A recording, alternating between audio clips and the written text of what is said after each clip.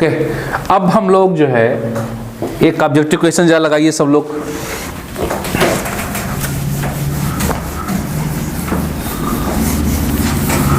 Objective number 1 जो competition में SSC JEE में आया हुआ है, देखिए कितने लोग सॉल्व करते हैं। First objective 1 it is dimension of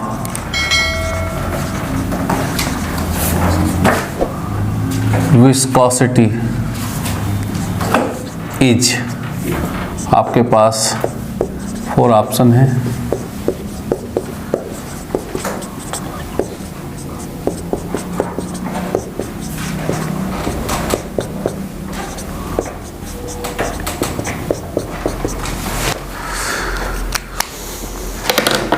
solve करिए सब लोग। यूनिट आपको बताई जा चुकी है, आपको डायमेंशन निकालना है कि what is the dimension of viscosity. 4 option आपके पास है। ml पावर -1 t पावर -1 पहले में है, ml power -1 t power -2 second है, ml t पावर -2 और mt पावर -2।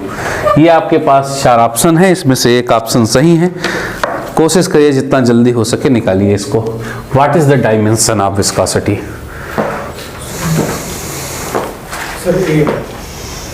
ए। विस्कोसिटी का मतलब है डायनामिक विस्कोसिटी। विस्कोसिटी का मतलब क्या है? Dynamic viscosity. कौन सा ऑप्शन आ रहा है? डी। ऑन रिकॉर्ड जा रही चीजें, ध्यान रखना। सही सही डी अगर बताओगे तो पूरे इंडिया में बदनामी होगी। कौन सा ऑप्शन है? ए। सभी को कहना ए है। कैसे निकलेगा? विस्कोसिटी की यूनिट क्या होती है म्यू की?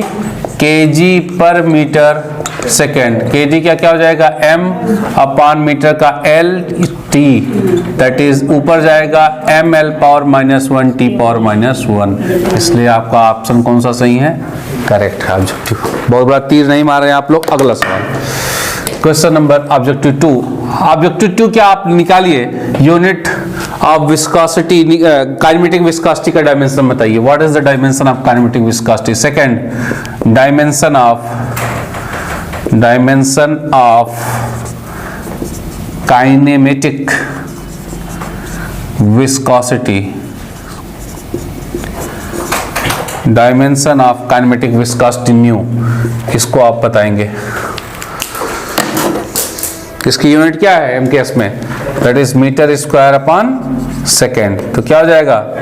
एल स्क्वायर अपॉन टी, यानी L square T power -1। M power 0 कर देगा, यही आपका दिमाग घूमेगा कि एम कहां से आ गया। इसलिए ये ऑब्जेक्टिव इंपॉर्टेंट है। M power 0 L square T power -1, ये ही इंपॉर्टेंट है आपके पास। एम पावर 0 का कोई मीनिंग नहीं है, किसी का पावर 0 करेंगे 1 आ जाएगा। होना चाहिए एल पावर 2 टी पावर -1। इसलिए इस फॉर्म में याद रखिए एम पावर 0 एल पावर 2, क्योंकि यहाँ एम लगा देगा और आप ऑप्शन तलाशते रहेंगे एल स्क्वायर टी पावर -1, वहां गलती आप कर बैठेंगे, फिर आप क्लेम करेंगे कि क्वेश्चन गलत आया है। तो M power 0 L square T power -1 is the dimension of kinematic viscosity. तो हम लोग विस्कोसिटी के जो यूनिट्स थे उसको हम लोगों ने चेक कर लिया है। उसकी जो दोनों की डायमेंशन है उसको भी हमने देख लिया। पहले की डायमेंशन है ml पावर -1 t पावर -1, और जो काइनेमेटिक विस्कोसिटी है उसकी डायमेंशन है m power 0 l square t power -1।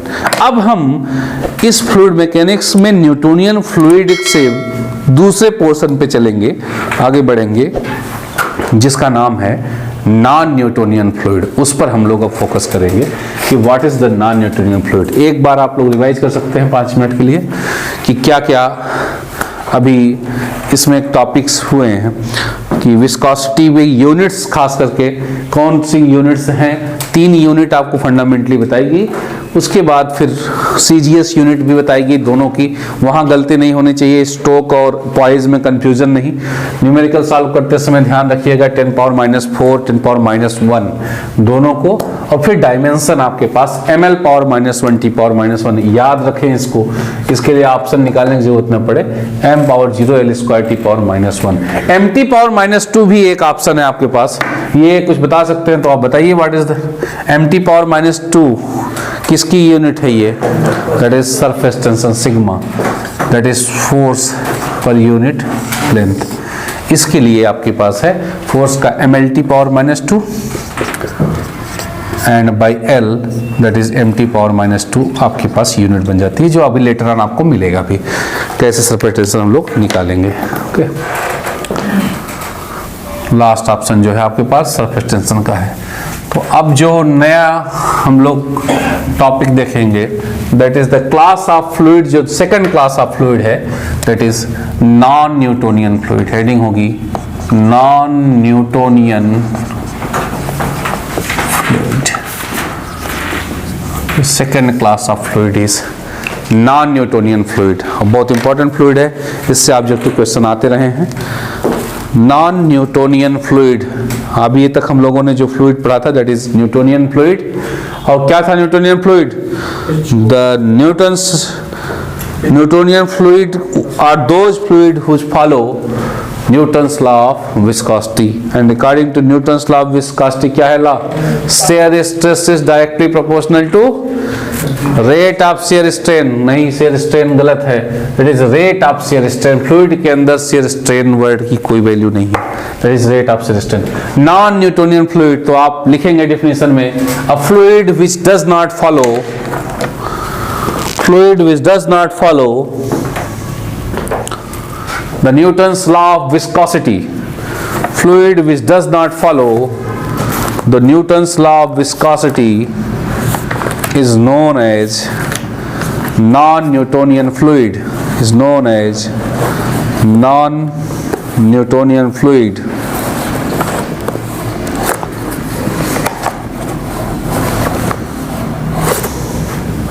Fluid which does not follow the Newton's law of viscosity is known as non-Newtonian fluid. और आपके पास न्यूटन्स लॉ ऑफ विस्कोसिटी में equations थी। क्या इक्वेशंस थी? That is tau is equal to mu times du upon dy। या आप बोल सकते हैं न्यूटोनियन फ्लूइड के लिए क्या थी? Tau is equal to mu times d theta by dt। ऐसे नॉन न्यूटोनियन फ्लूइड में पहले तो नॉन न्यूटोनियन फ्लूइड की जो डिफिनीशन है वो क्या है? ऐसे फ्लूइड जो न्यूटन्स लॉ ऑफ विस्कोसिटी को फॉलो नहीं करते हैं। यानी न्यूटन्स लॉ ऑफ विस्कोसिटी क्या है? Shear stress is directly proportional to rate of shear strain. इसको जो लॉ नहीं फॉलो करते हैं वो क्लास ही अलग है, that is non Newtonian fluid. और ऐसे फ्लूइड की जो इक्वेशंस है आप उसके लिए लिखेंगे, उसके बोलते हैं जो गवर्निंग इक्वेशन। आपकी जो हेडिंग होगी दैट इज सब हेडिंग डालिए governing equation for non Newtonian fluid. Governing equation, जो इनकी इक्वेशंस गवर्न की जाती है,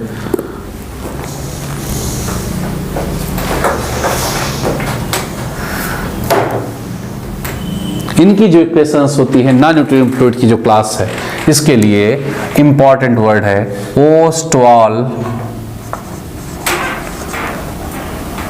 D Waele model.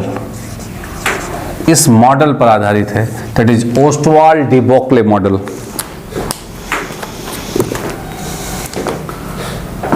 That is Ostwald de Waele model. इसको याद रखेंगे, ये इंपॉर्टेंट ऑब्जेक्टिव है। पूछता है किस फ्लूइड के लिए होता है या किस लिए यूज किया जाता है। कहीं पर जब जोड़ा मिलाव आता है ऑब्जेक्टिव तो उसमें ओस्टवाल डी वोक्ले मॉडल लिखेगा और आपको non Newtonian fluid left side में रहेगा, कहीं एक ऑप्शन में ये भी दिखेगा। तो आप समझिएगा नॉन न्यूटोनियन फ्लूइड का ही मॉडल है जिसने आपको इक्वेशंस दिया था, that is Ostwald de Waele model. और इन्होंने क्या दिया था? इसे आप और भी एक नाम से जानते हैं, दैट इज पावर लॉ। क्या बोलते हैं? पावर लॉ मॉडल बोलते हैं। ये भी एक ऑब्जेक्टिव क्वेश्चन है। पावर लॉ यूज होता है, that is power law. And according to this tau is equal to m times du upon dy का होल पावर n। ये आपके पास एक इक्वेशन है जिसे पावर लॉ इक्वेशन बोलते हैं। लेटर ऑन हम इसको दूसरे फॉर्म में भी लाएंगे, फिलहाल अभी बेसिक फंडामेंटल चल रहा है। The shear stress is equal to m times du upon dy का होल पावर n। जब आप न्यूटन्स लॉ ऑफ विस्कोसिटी पढ़ रहे थे तो कोई पावर नहीं था आपका वहां पर। Tau is equal to mu times du upon dy, simple था।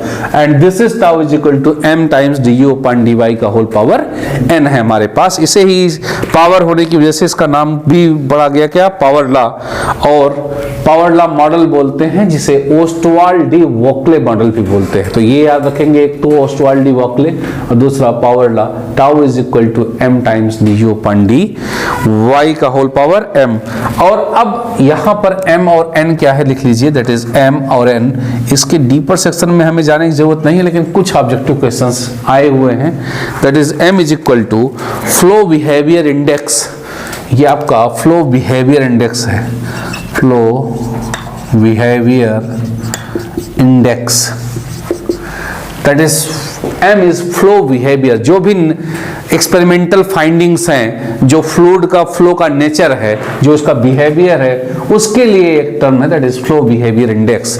और सेकंड n है flow consistency index, flow consistency index, that is flow behaviour index and flow consistency index, that is flow behaviour index and flow consistency index.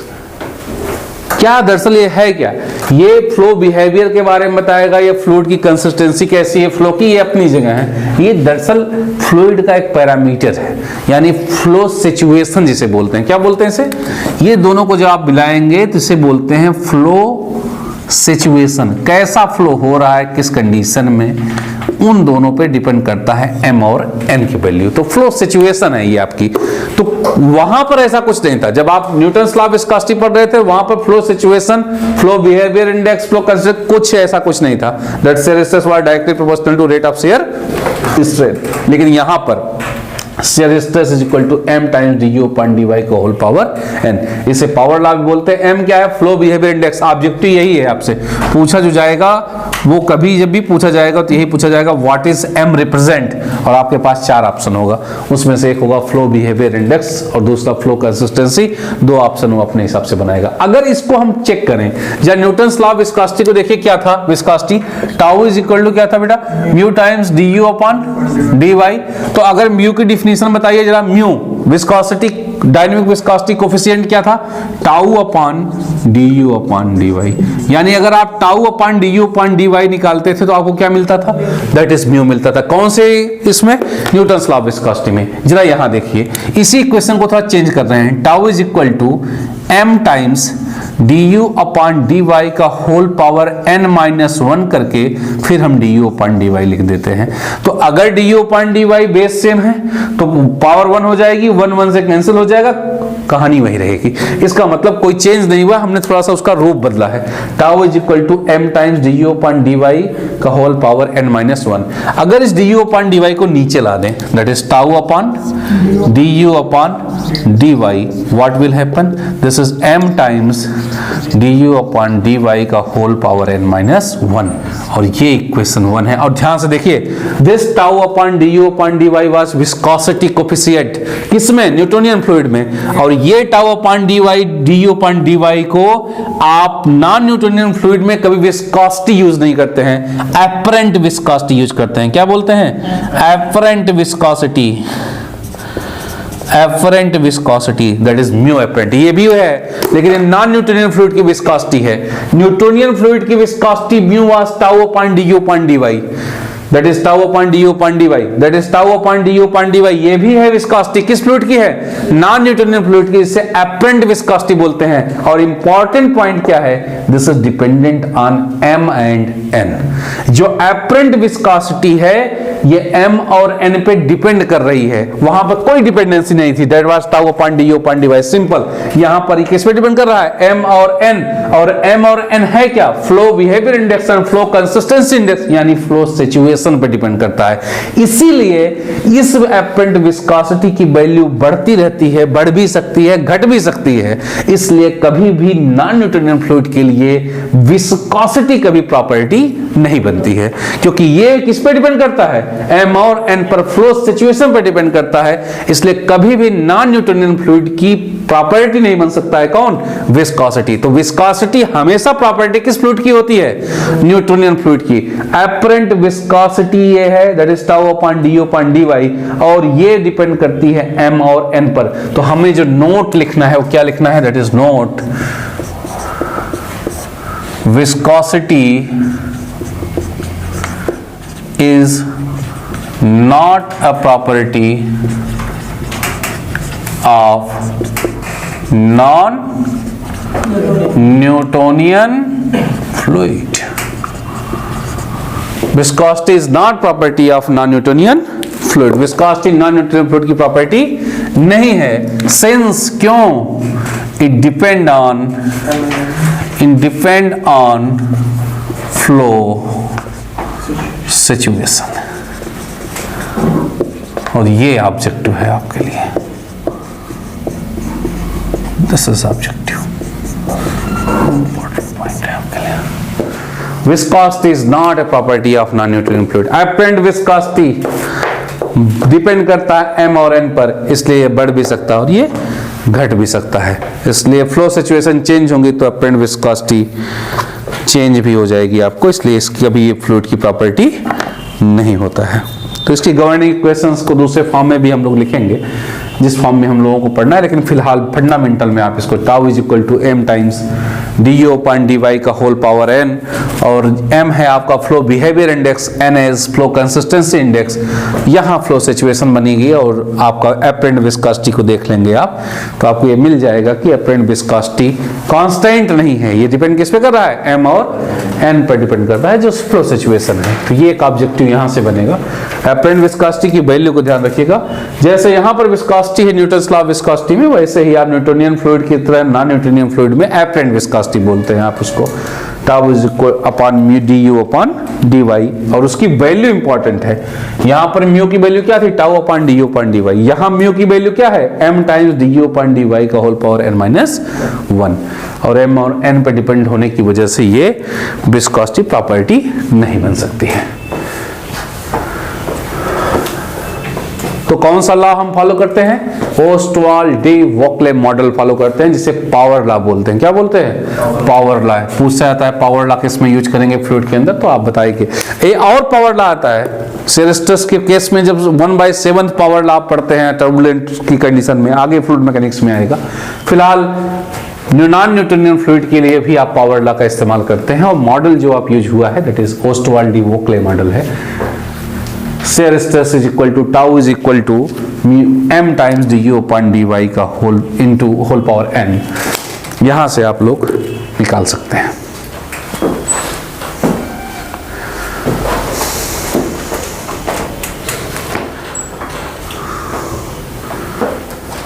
अब इस non Newtonian fluid जो different class of fluid है, इसके भी कई different form है आपके, कि कैटेगरी भी जिनको बांटा गया है कि नॉन न्यूटोनियन फ्लूइड की जो कैटेगरी है, किसमें कौन सा फ्लूइड कैसा बिहेवियर शो करता है, खासकर किस बात को लेकर के? एपरेंट विस्कोसिटी को लेकर के, कि इसके प्रति आपका जो ये d u upon d y, जिसे डिफॉर्मेशन रेट बोलते हैं या आप वेलोसिटी ग्रेडियंट बोल रहे हैं, इसके साथ इस एपरेंट विस्कोसिटी का क्या संबंध है, इसके बेस पर कुछ कैटेगरी आपको बनाई गई है नॉन न्यूटोनियन फ्लूइड की है। तो आप लिखिएगा types of non Newtonian fluid, जो आपकी नेक्स्ट हेडिंग होगी that is the types of non Newtonian fluid. तो जो हेडिंग पड़ेगी वो that is types of non Newtonian fluid, types of non Newtonian fluid, types of non Newtonian fluid. कौन कौन से टाइप्स हैं नॉन न्यूटोनियन फ्लूइड की? इसमें से पहला टाइप आप लिखेंगे। नॉन न्यूटोनियन फ्लूइड कौन से हैं? जो पावर्स लॉ को फॉलो करते हैं। अब किसको नहीं फॉलो करते हैं वो अलग चीज है, लेकिन फॉलो किसको करते हैं? पावर्स लॉ, जो किस मॉडल पर बेस्ड है? ओस्टवाल डी वोक्ले मॉडल पर। तो पहला जो फ्लूइड है दैट इज डायलेटेंट फ्लूइड।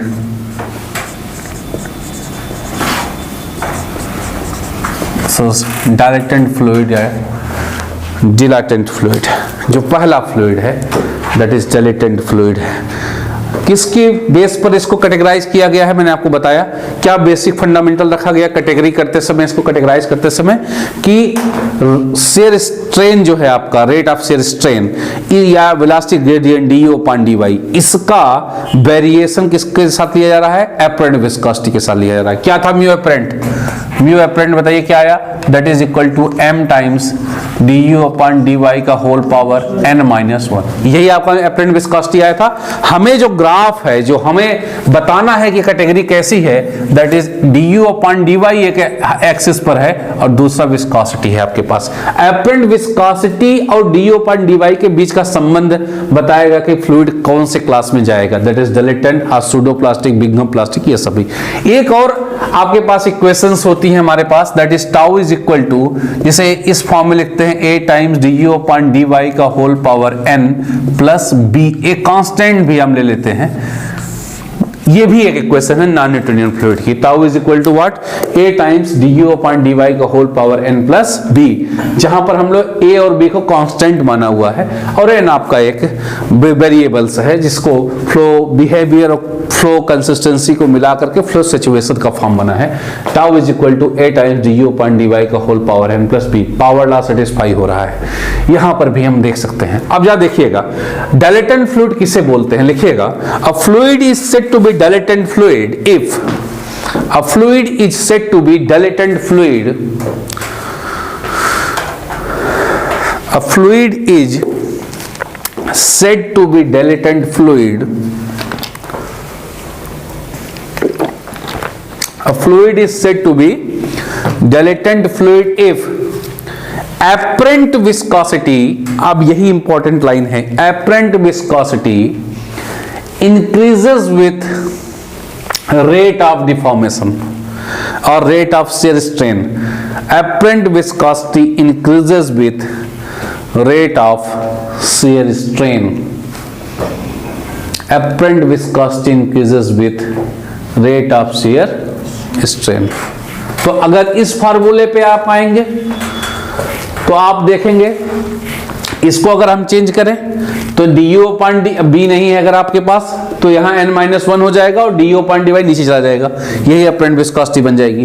तो इस वाले में देखेंगे m times D u upon d y n-1। अच्छा बताइए, अगर apparent viscosity rate of shear strain, ये d u upon d y क्या होता था, d theta by d t के बराबर होता था, that is d u upon d y. यानी रेट ऑफ शियर स्ट्रेन ही क्या है आपका, वेलोसिटी ग्रेडियंट है, d u upon d y. तो इसे क्या बोलते हैं, रेट ऑफ शियर स्ट्रेन।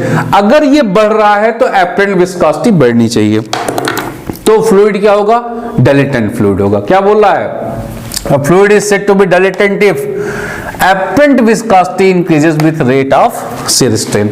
अगर shear strain का रेट बढ़ रहा है तो apparent viscosity बढ़ेगी। तो क्या कंडीशन होनी चाहिए, n must be greater than 1।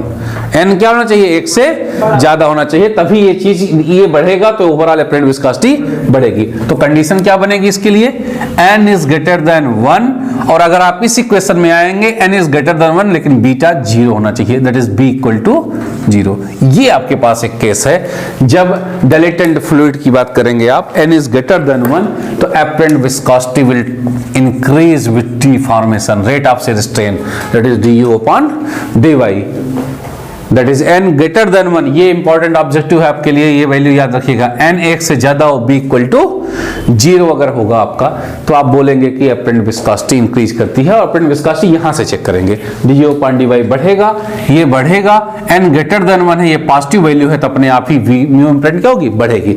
तो जब भी रेट ऑफ शियर स्ट्रेन बढ़ने से अपरेंट विस्कोसिटी अगर बढ़ती है तो आप ये बोलते हैं कि आप कौन से फ्लूइड की क्लास में हैं, that is dilatant. Non Newtonian का भी एक पार्ट है, दैट इज कौन सा, डाइलेटेंट फ्लूइड। एग्जांपल आपके लिए इंपॉर्टेंट है, दैट इज राइस स्टार्च और शुगर इन वाटर,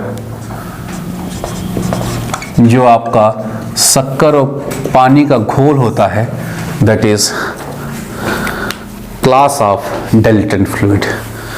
दो एग्जांपल आपके पास है, राइस स्टार्च जो आपका है, जिसे माड़ बोलते हैं आप, is also a part of dilatant fluid. और अगर आप इसका ग्राफ देखें, कैसा ग्राफ होगा इसका, let this is shear stress, this is d u upon d y, तो आप देखेंगे कि ग्राफ कैसा भी हो, विस्कोसिटी हमेशा क्या बताती है, स्लोप बताती है। तो स्लोप हमेशा कैसा करना चाहिए, इंक्रीजिंग होना चाहिए, क्योंकि अपरेंट विस्कोसिटी क्या कर रही है, बढ़ रही है, तो स्लोप क्या होना चाहिए, बढ़ना। लेकिन पावर लॉ है इसलिए पैराबोलिक चलेगा, तो पैराबोलिक स्लो आप इंक्रीज करा देंगे। That is class of dilatant fluid.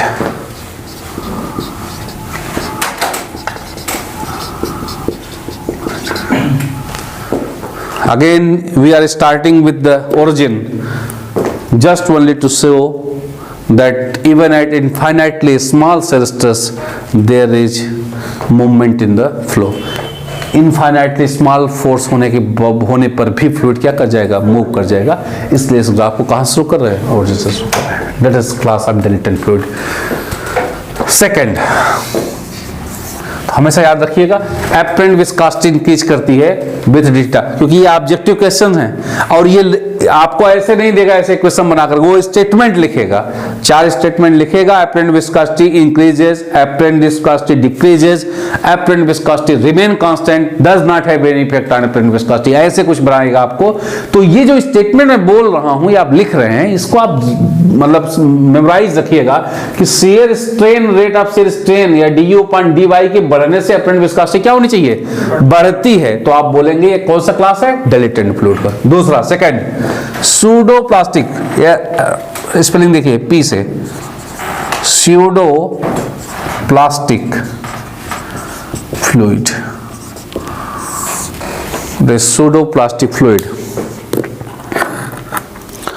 Pseudo plastic fluid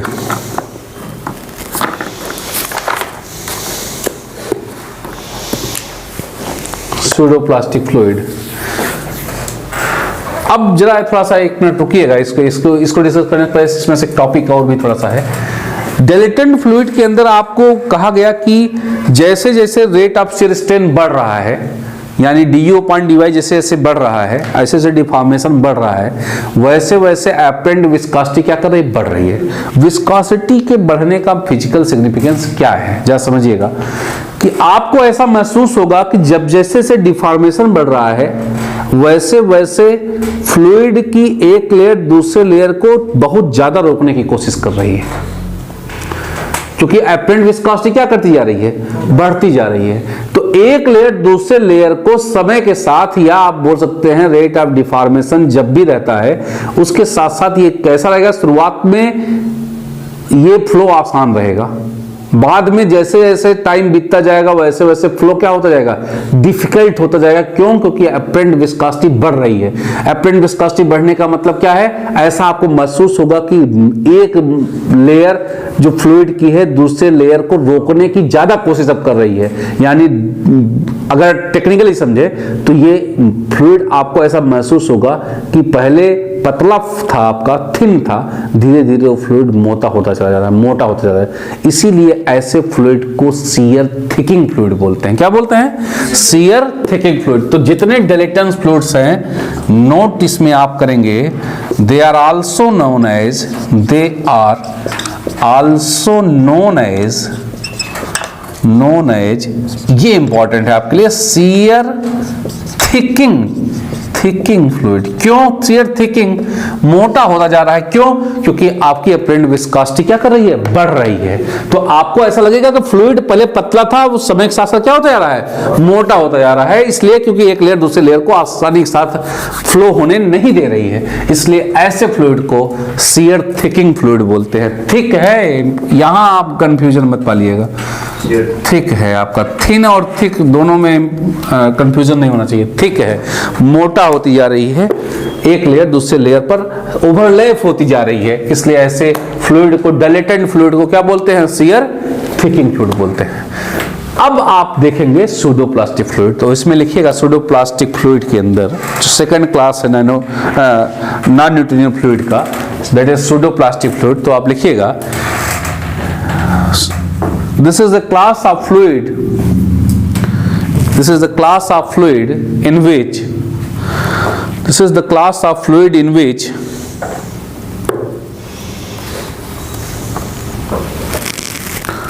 apparent viscosity decreases, underline, decreases, underline, apparent viscosity decreases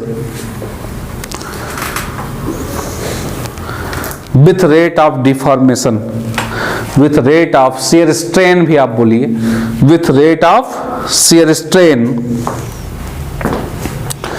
with rate of shear strain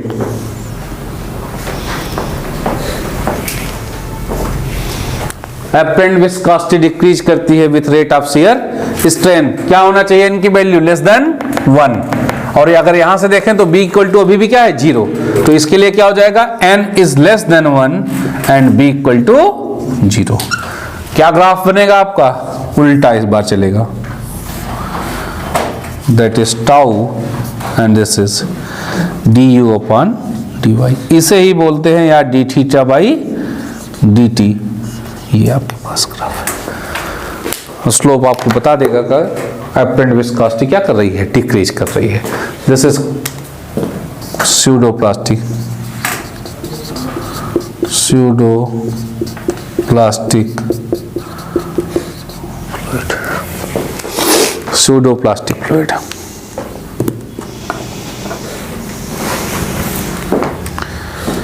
pseudoplastic fluid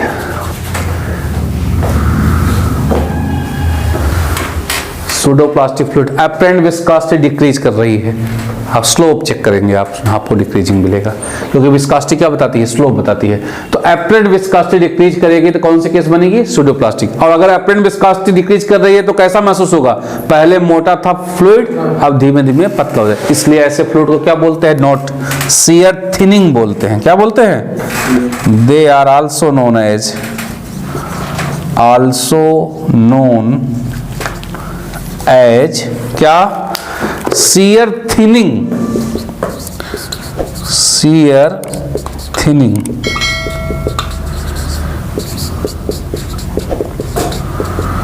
they are also known as shear thinning fluid. कि इनकी apparent viscosity क्या करेगी? Decrease करेगी with rate of deformation d theta by d t. तो shear thinning fluid बोलते हैं। तो आपको याद होना चाहिए शियर थिकिंग किसको बोलते हैं? डिलिटेंट को। इनका एग्जांपल आपके पास है rice starch sugar in water. Example इसमें भी लिख लेंगे आप, जो आपको एग्जांपल पूछा जाता है कंपटीशन में। That is example is blood, जो खून आपके पास है, और जो मिल्क है, ये दोनों एग्जांपल किसके हैं? स्यूडोप्लास्टिक फ्लूइड के। Blood and milk.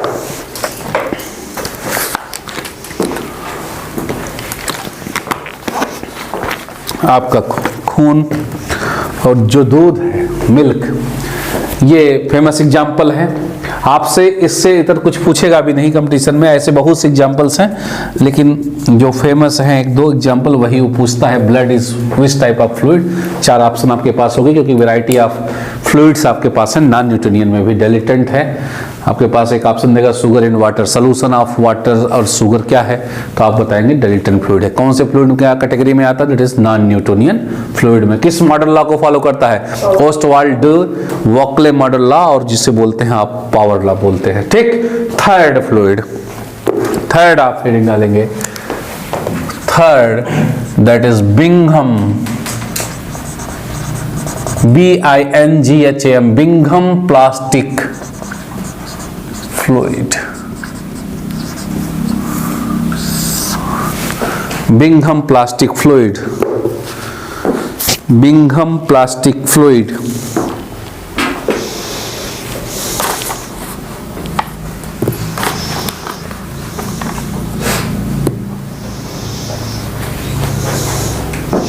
देखिएगा, Bingham plastic fluid is a class of fluid. Bingham plastic fluid is a class of fluid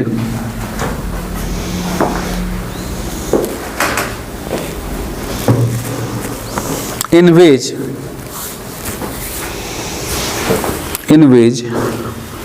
fluid will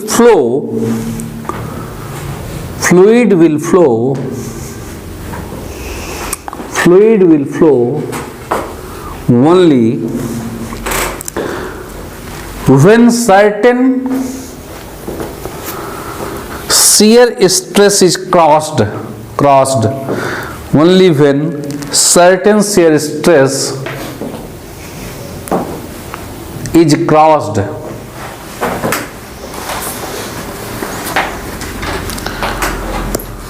upon this shear stress,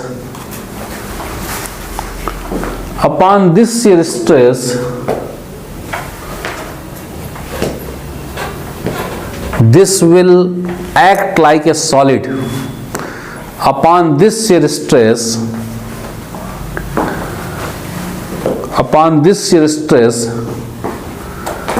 this will act like a solid. दोनों underline आप word करेंगे, एक तो certain stress है cross इस cross तक और add solid की तरह, दोनों अंडरलाइन करेंगे, दोनों ऑब्जेक्टिव क्वेश्चन इंपॉर्टेंट है आपके लिए. That is Bingham plastic fluid. इसे आप आइडियल प्लास्टिक फ्लूइड भी बोलते हैं. That is ideal plastic fluid भी बोलते हैं. This is also known as ideal plastic fluid.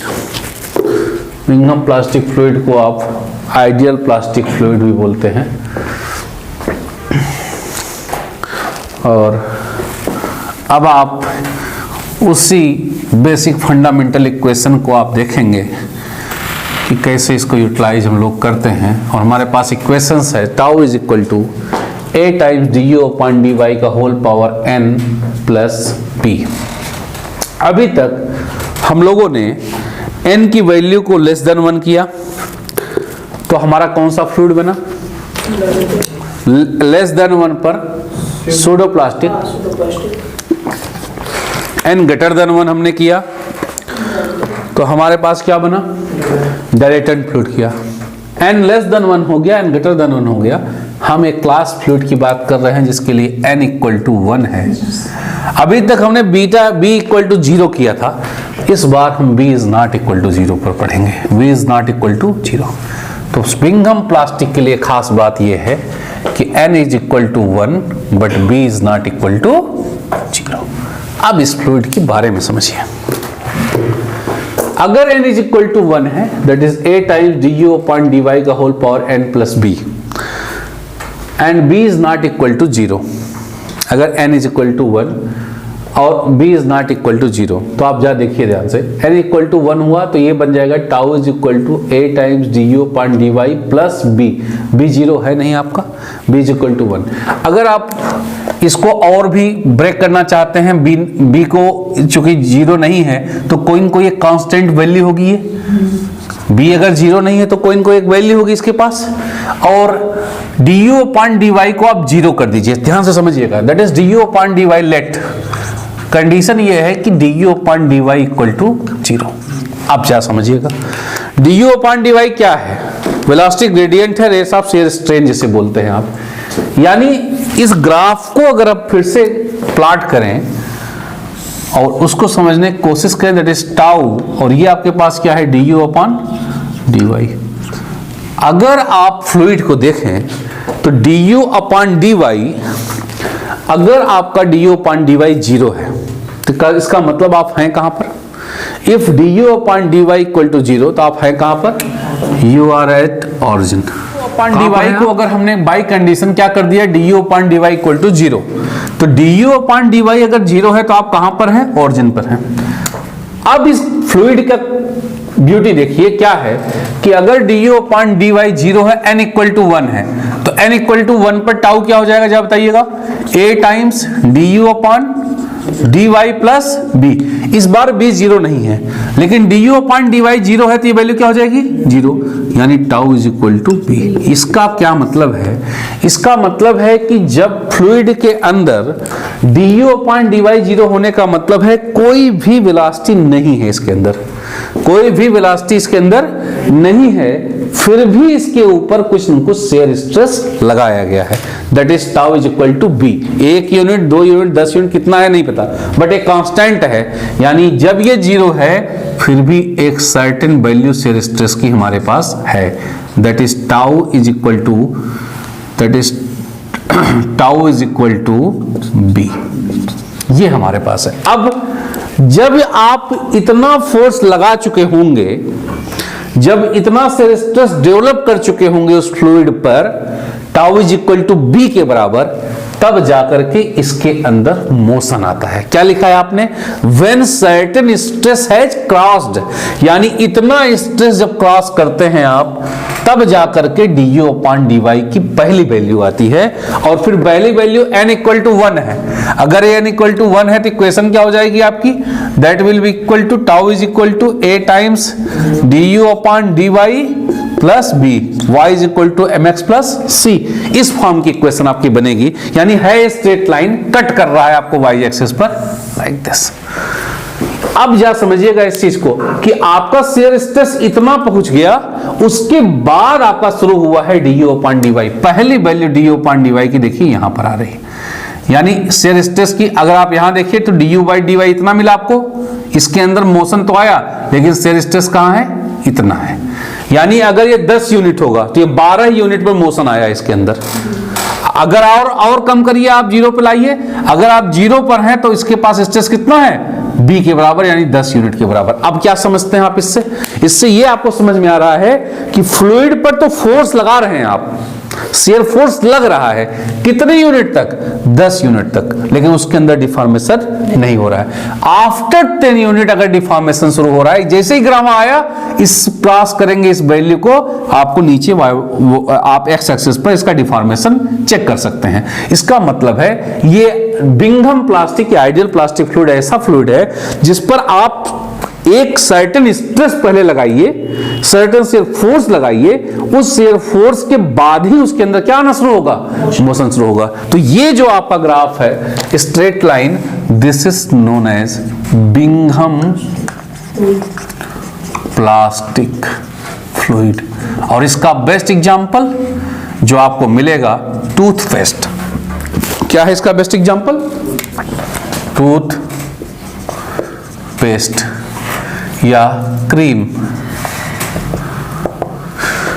आप टूथपेस्ट को देखिए, आप थोड़ा सा पहले पेस्ट करते हैं, उसके बाद वो फ्लो होना शुरू करता है, यानी एक सर्टेन स्ट्रेस क्रॉस कर गया, उसके बाद उसके अंदर क्या आया?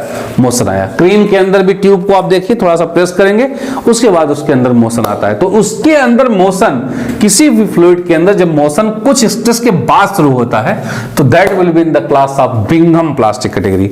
बिंघम प्लास्टिक फ्लूइड के अंदर n की वैल्यू 1 और b is not equal to 0। और ये ग्राफ आप समझ गए हैं, du/dy जब 0 था तो आप ओरिजिन पे थे, तब भी इस टाउ की वैल्यू b के बराबर थी, यानी इसकी एक वैल्यू थी।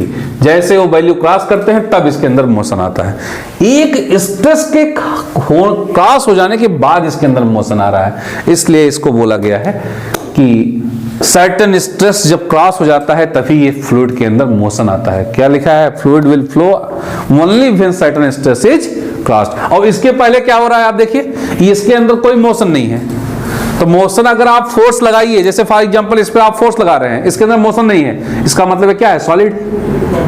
फोर्स लगाइए, मोशन ना, इसका मतलब किसकी तरह बिहेव कर रहा है? सॉलिड की तरह। तो इस स्ट्रेस तक ये फ्लूइड किसकी तरह बिहेव करता है? सॉलिड की तरह। उसके बाद ये लिक्विड की तरह, अपना फ्लूइड की तरह चाहे लिक्विड की तरह बिहेव करता है। तो ये एक बिंघम प्लास्टिक के लिए इंपॉर्टेंट पॉइंट है कि n = 1, b is not equal to 0। और आपका लीनियर ग्राफ है, बट y एक्सिस को कट करता है, tau is equal to b है।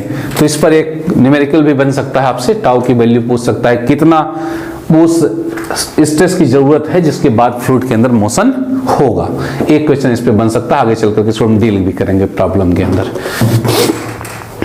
अब इस क्लास फ्लूइड जो है आपका बिंघम प्लास्टिक फ्लूइड, इस फ्लूइड के ऊपर क्वेश्चन मार्क है।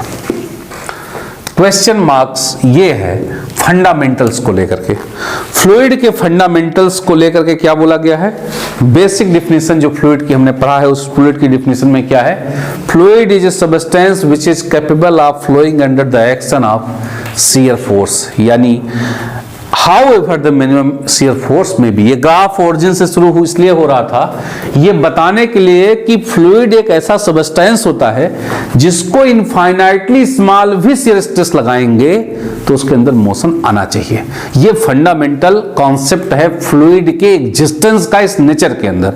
लेकिन ये वो फ्लूइड है जिसके ऊपर आप फोर्स लगाए जा रहे हैं फिर भी इसके ऊपर मोशन नहीं आ रहा है, इसलिए टेक्निकली बिंघम प्लास्टिक फ्लूइड को फ्लूइड की कैटेगरी से बाहर रखा जाएगा। इसलिए दिस इज नॉट, आप एकेडमिक पॉइंट ऑफ व्यू से ठीक है, but Bingham plastic is not a fluid, it is not a fluid because, क्या रीजन देंगे? It does not obey the fundamental concept of fluid because it does not obey the fundamental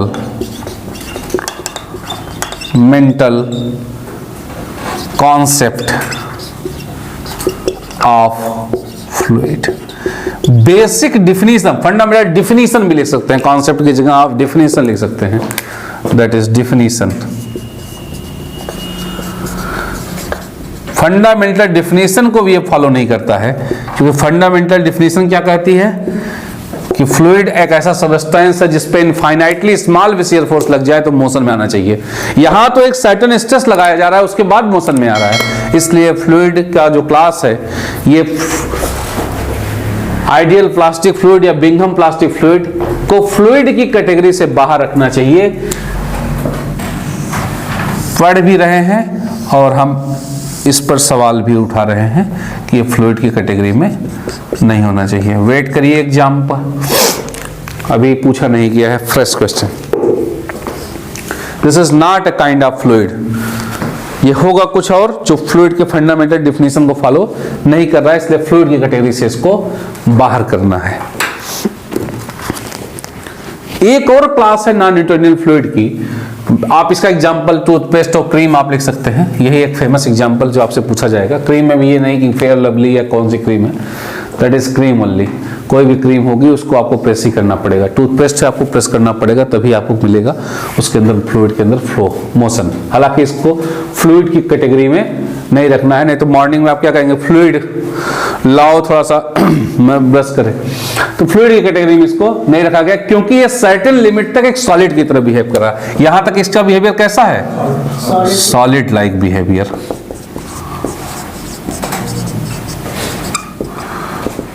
behaving like solid, यहां तक एक solid की तरह behave कर रहा है, सॉलिड लाइक बिहेवियर है इसका। एक और पॉइंट है इसके अंदर, एक और क्लास है फ्लूइड का, नोट में आप या फोर्थ आप लिख लीजिएगा। अ फ्लूइड ब्रैकेट में नॉन न्यूटोनियन, वो भी नॉन न्यूटोनियन ही है, अब फ्लूइड ब्रैकेट में non Newtonian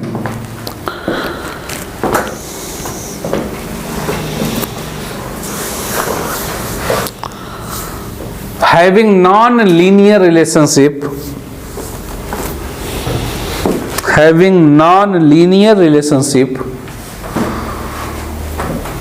having non-linear relationship after certain yield point,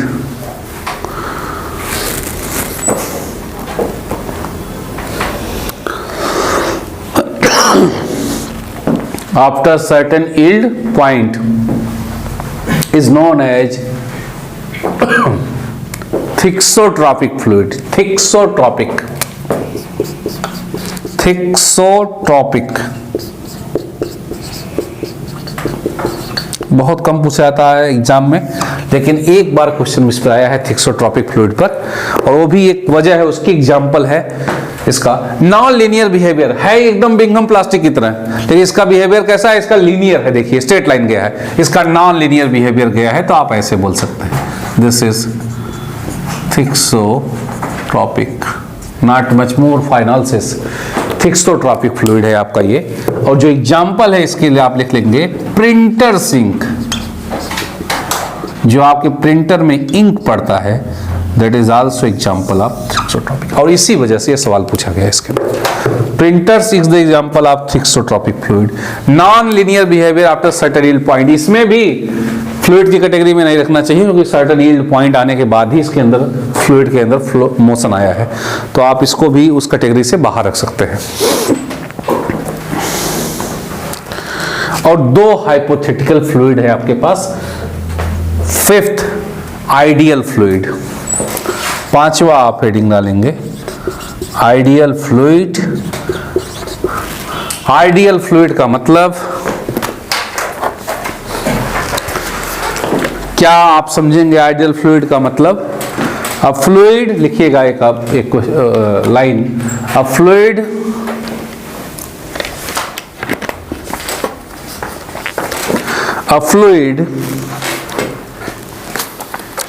is said to be, a fluid is said to be ideal fluid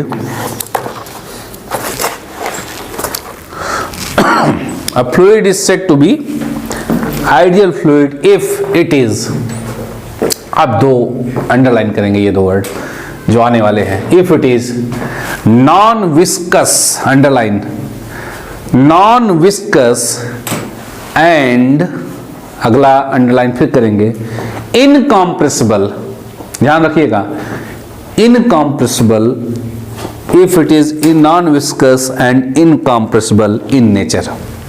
इनकी जो प्रकृति है, प्रवृत्ति है, वो क्या होनी चाहिए? नॉन विस्कस का मतलब और इनकॉम्प्रेसिबल का मतलब समझिए। इनकॉम्प्रेसिबल का मतलब होता है डेंसिटी कांस्टेंट होनी चाहिए, जिसके लिए कॉम्प्रेसिबिलिटी 0 आई थी, आपने देखा था प्रीवियस लेक्चर की सीरीज में, आप देखेंगे बीटा इक्वल टू 0 आया था। दैट इज नॉन इनकॉम्प्रेसिबल का मतलब होता है जिसकी डेंसिटी चेंज न हो, और नॉन विस्कस का मतलब है जिसकी विस्कोसिटी 0 हो, विस्कोसिटी कांस्टेंट ना हो, 0 हो। और इनकॉम्प्रेसिबल का मतलब ये नहीं है कि डेंसिटी 0 होना चाहिए, इनकॉम्प्रेसिबल का मतलब डेंसिटी कांस्टेंट हो, और नॉन विस्कस का मतलब है विस्कोसिटी 0 है। यानी ऐसे फ्लूइड के लिए क्या होगा? मैथमेटिकली आप लिखेंगे म्यू इक्वल टू ब्रैकेट में 0 लिख लीजिए, रो इक्वल टू कांस्टेंट, पहले तो ये लिख लीजिए, rho equal to constant and mu equal to 0।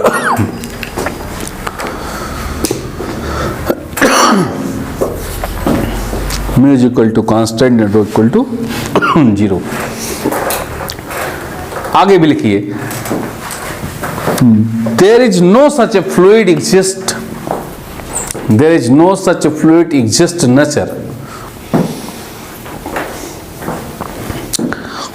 There is no such a fluid exist in the nature. कोई फ्लूइड नहीं है आपका ऐसा आइडियल नेचर में जो एग्जिस्ट करता है। But this concept of ideal fluid was given by mathematician, but this concept of ideal fluid was given by mathematician, this concept of ideal fluid was given by mathematician to solve the big equations, to solve the big equations, बड़ी बड़ी equations थी। ये कोई concept physics का या fluid का नहीं है, ध्यान रखिएगा। आपका ये कॉन्सेप्ट फिजिक्स या फ्लूइड का नहीं है। किसके द्वारा दिया गया है? मैथमेटिशियन के द्वारा। किस पर्पज से दिया गया है? बड़ी इक्वेशंस को छोटा करने के लिए। जब ये साइंस, ये फ्लूइड मैकेनिक्स डेवलप हो रही थी, तो मान लीजिए आपके पास ऐसे इक्वेशन आ गई, प्लस समथिंग मल्टीप्लिकेशन में आ गया आपका प्लस माइनस, यहाँ म्यू से है, यहाँ डेंसिटी है, डिफरेंशियल फॉर्म में है, मान लीजिए डी अपॉन डी समथिंग रो, इस फॉर्म में बना। तो मैथमेटिशियन ने कहा कि इतनी बड़ी इक्वेशंस को छोटा करना है तो म्यू को क्या कर दीजिए 0, जिससे मल्टीप्लाई हुआ होगा पूरा क्या हो जाएगा 0।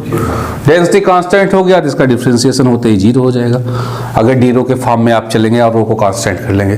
तो बड़ी इक्वेशंस को छोटा करने के लिए मैथमेटिशियन के द्वारा दिया गया कॉन्सेप्ट है। ऐसा कोई फ्लूइड एग्जिस्ट नहीं करता, लेकिन सोच एग्जिस्ट करती है। सोच क्या है कि विस्कोसिटी 0 है। इसका मतलब क्या है? What is the meaning of that? Viscosity 0 है और इनकॉम्प्रेसिबल है। आइडियल फ्लूइड का मतलब है कि विस्कोसिटी 0 है, इसका मतलब आपने फोर्स न लगाए तब भी मोशन आ गया। आप फोर्स लगाते हैं तो फ्लूइड के अंदर मोशन आता है और उस मोशन का विरोध करता है, ये विस्कोसिटी का एग्जिस्टेंस है। विस्कोसिटी का एग्जिस्टेंस क्या है? जब आप फोर्स लगाएंगे तो उसके अंदर मोशन आएगा और मोशन को अपोज करता है, रेजिस्टेंस देता है। और नॉन विस्कस का मतलब क्या है कि उसके अंदर फ्लो अपने आप हो रहा है, कोई रोकने वाला नहीं है। बिना फोर्स लगाए ही अगर फ्लो है तो फ्लूइड कैसा है? आइडियल है। ऐसा कोई फ्लूइड एग्जिस्ट नहीं करता, लेकिन सोच ऐसी एग्जिस्ट करती है, हाइपोथेटिकल। क्या कि हमने फोर्स भी नहीं लगाया और फ्लूइड क्या कर गया? मूव कर रहा है, यानी इतना कम रेजिस्टेंस उसके अंदर है कि जरूरत ही नहीं किसी फोर्स के लगने की। तो इसका ग्राफ जो आप देखेंगे, कोई फोर्स नहीं लेकिन फिर भी मोशन में है, एकदम स्ट्रेट लाइन। आप इसी पे आ जाइए। हर बार देखिए फ्लूइड मोशन में है, डिफॉर्मेशन हो रहा है, लेकिन शेयर स्ट्रेस क्या है? 0 है। Tau is equal to 0। तो ये जो लाइन आती है एकदम हॉरिजॉन्टल में, आइडियल फ्लूइड कहलाती है। This is ideal fluid. This line is ideal fluid. कोई शेयर स्ट्रेस नहीं, फिर भी फ्लूइड क्या कर रहा है? मूव कर।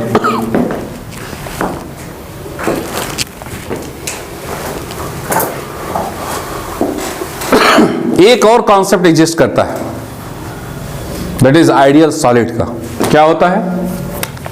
Ideal solid. जैसे आइडियल फ्लूइड है वैसे ही आइडियल सॉलिड होगा। सोच क्या होगी? आइडियल फ्लूइड की सोच क्या है? बिना फोर्स लगाए इसके अंदर डिफॉर्मेशन आ जाए। आइडियल सॉलिड होगा तो इसकी क्या सोच होगी? कितना भी फोर्स लगा दीजिए डिफॉर्मेशन आएगा ही नहीं।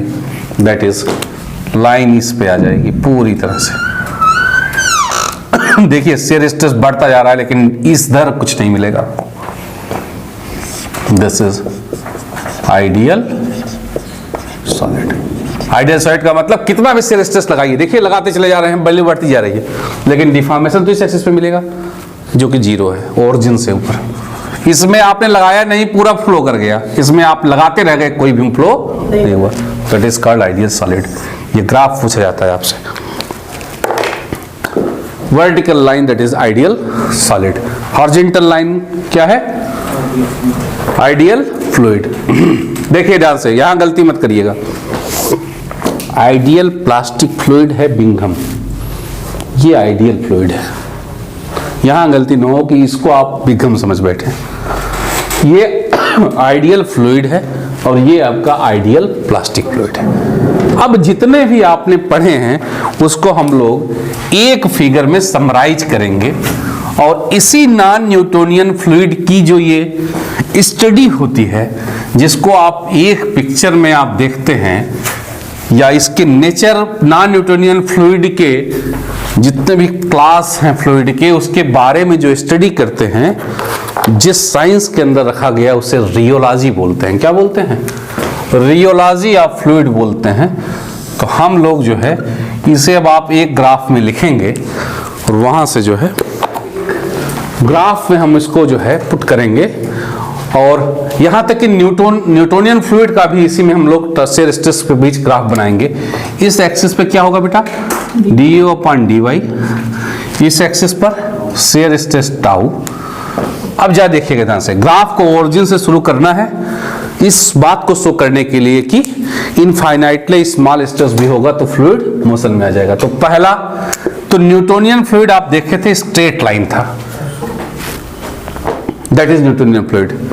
आपने डेरिटेंट को देखा, एपरेंट विस्कोसिटी इंक्रीज कर रही थी।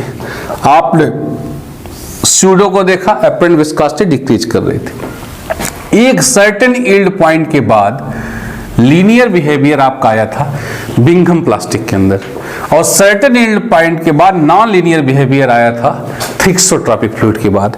और उसके बाद दो और हाइपोथेटिकल एजम्पशंस थे, दैट इज आइडियल फ्लूइड का और आइडियल सॉलिड का।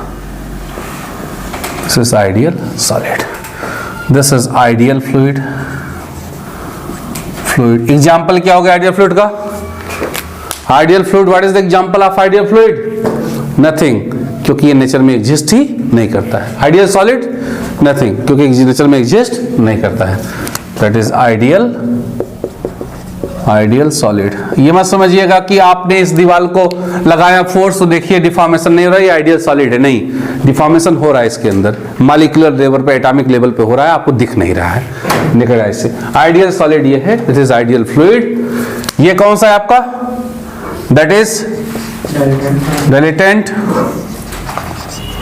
This is Newtonian, this is pseudo plastic, this is Bingham, this is thixotropic। यहीं पर आप ऑब्जेक्टिव पूरा कंप्लीट करिए। एग्जाम्पल बताइए डाल्टन का। Sugar in water, rice starch, क्या होगा? n greater than 1, b is equal to 0। यही कंप्लीट करेंगे पूरा objective question. Newtonian, oil, air, water, petrol, diesel, etc। Pseudoplastic, blood, milk, n less than 1, b is not equal to, sorry, b is equal to 0। Bingham, toothpaste, cream, b is not equal to 0, n equal to 1, और इसके अंदर b is not equal to 0, n भी is not equal to 1।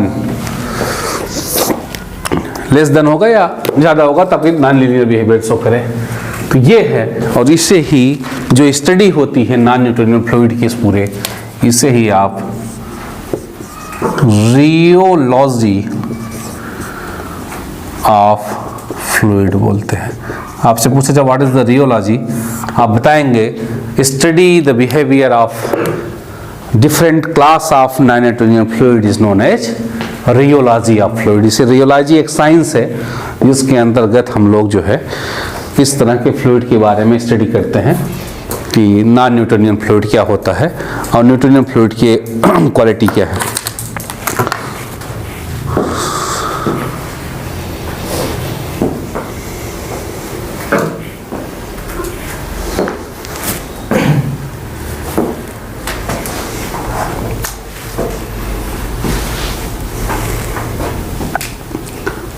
एक graph के अंदर रखने से आपको क्या मिल जाएगा? जब भी आप देखेंगे तो तुरंत पूरा ऑब्जेक्टिव एक साथ आपको रिवाइज हो जाएगा। गलती नहीं करिएगा कहीं भी लिखने में, कोई जल्दबाजी नहीं। डी/dy आपका रेट ऑफ शेयर स्ट्रेन बोलेंगे, प्लास्टिक ग्रेडियंट बोलते हैं। This is ideal fluid. Know example of ideal fluid and this concept was given by mathematician. ध्यान रखिएगा, आइडियल फ्लूइड का कॉन्सेप्ट कौन दिया था? Mathematician, just only for their selfless, उनके अपने काम के लिए कि बड़ी इक्वेशंस को छोटा किया जा सके। ऐसा कोई कॉन्सेप्ट आपका फ्लूइड के अंदर नहीं है कि आइडियल कोई फ्लूइड होता है। यह सिर्फ एक सोच होती है कि फ्लूइड के अंदर कोई भी फोर्स न लगाइए, आप मोशन में आ जाए, तो आप बोल सकते हैं। हाँ, उस सोच को मजबूत करता है जो उसकी फंडामेंटल कॉन्सेप्ट्स है कि इनफाइनाइटली स्मॉल फोर्स भी लगे तो मोशन में आ जाए, बस उस सोच को सपोर्ट करता है ये fluid. That is ideal fluid.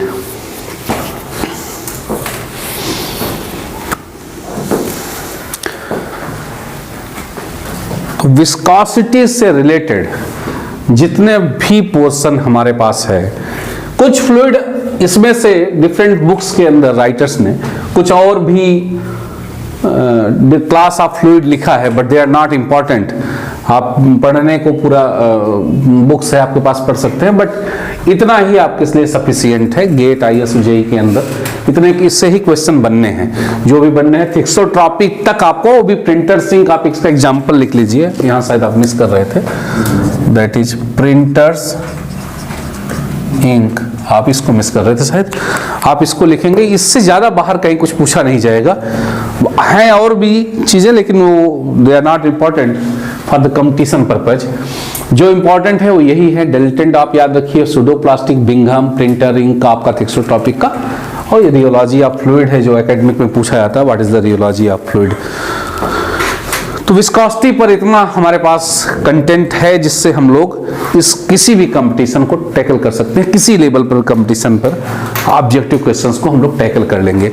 इसके बाद अब इस टॉपिक के बाद जो है हम विस्कोसिटी के सबसे पहले न्यूमेरिकल पोर्शन पे आएंगे, देखेंगे कि विस्कोसिटी के न्यूमेरिकल्स कैसे सॉल्व किए जाएंगे।